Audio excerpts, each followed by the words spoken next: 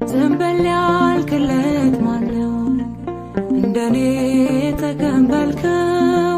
ፊትን ያበራለት የተቀበልከው በምሕረት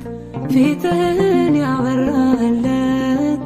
የተቀበልከው በምሕረት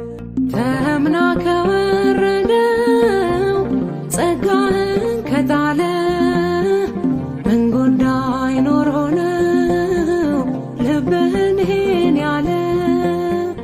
ገረመኝ ኧረ እኔስ መውደድ ወሰኑ ያልታመነው ልቤ ወዳጅ መሆኑ